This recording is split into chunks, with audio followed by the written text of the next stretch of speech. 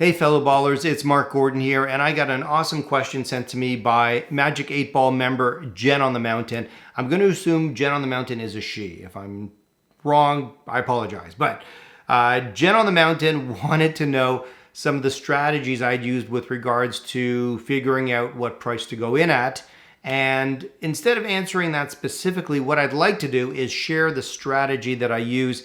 And there are a couple variations of that strategy, and I thought a great opportunity would be to look at September 12th and September 13th and show you what I did and how it works. And hopefully you can pull something from that and apply it to your own strategy. So first, let's look at September 12th. Now, you'll see here that it is pretty bouncy, leading from about 3 o'clock onward. It's an upward trend, but I'm thinking to myself, you know what? There's got to be a dip in there somewhere. I think there's going to be a dip. So what happened was he was calling a 55.85. When I say he, I mean Magic 8 Ball. Was calling a 55.85, 55.80 put at 3.30, but it was continuing to go up. So the amount that it was going to pay, the premium was dropping. It was like, I don't know, 60 cents and down to 50 cents or something. So I'm not a big fan of going in for small amounts, as you may know. And the reason is simple. It's not because of greed.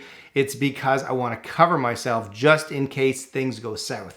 I always go into a trade with the assumption that whatever bad could possibly happen may in fact happen. So I want to mitigate my losses, or at least minimize them. And going in for like 50 cents or 60 cents, if things go south, you can get to 4 or 5 or 6x like that. So I try to get in for at least $1. And again, that gives me a little bit of wiggle room if things go into the money. I'm not seeing huge losses right away. So he was calling 55.85, 55.80 at 3.30. I didn't like the premium. They were too low. So I decided to wait and see what would happen. And at 3.35, he was calling 55.90, 55.85. So he had gone up 5 points. And I thought, okay, this works. It's on an uptrend. I'm going to go up 5 points. But I still think that there's going to be a dip. So what I did is I went in. And at the time I went in, I think it was paying about 80 cents at 3.35. But I said, you know what? I'm gonna wait, and I'm gonna put it in for $1. I want minimum $1. So I put in an order for $1, and I just waited. And if it didn't take, you know, no harm, no foul. But it did take. In fact, not only did it take, but I was in the money by quite a bit, because it dropped. It was a snap, as you know. I call a snap when it drops and then snaps back up with regards to a put. So it dropped down, but it dropped down a lot.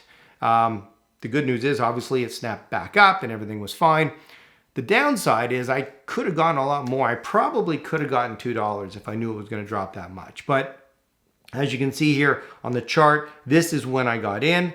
I got in for $1, and it was a little scary, but it ended well and I made the money. So that's strategy number one, is putting in an amount that I want to get and just waiting for it to take, and hopefully it does take. Now, strategy number two was on Friday, September 13th.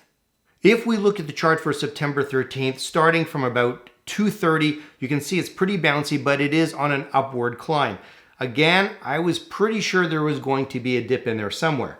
And at 3:30, he was calling 56.20, 56.15. I don't remember the exact amount. I think it might have been for around 80 cents, something like that. But what I decided to do this time, because I was pretty sure there was going to be a dip, but I didn't know exactly when or for how much. So what I decided to do was, instead of putting in an amount and letting it catch like I did the day before, I just sat back and waited. And what I was going to do was go in at market. So I sat back, and then at 3:35, we had that big snap. It dropped.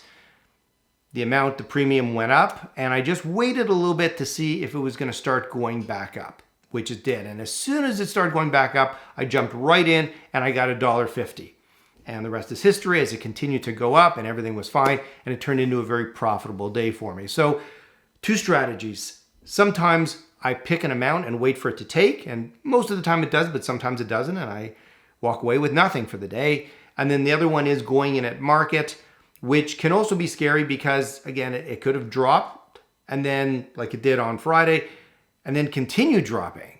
and could have dropped indefinitely. Who knows? But and just for the record, by the way, on Friday I actually got out early. I didn't let my position expire because at 3:55 it did drop, and I've seen instances before where it would drop 20, 30, even 40 points in the last 30 seconds of the day. I didn't want to be a part of that, so I left a couple $100 on the table, but it was still a $1,400 day for me, so I was very happy about that. So anyway, Jen on the Mountain, I hope this episode answers your questions. And if you have any questions, of course, send them to me. I'll answer them the best I can. I don't mind sharing all my strategies, the ones that work and the ones that don't.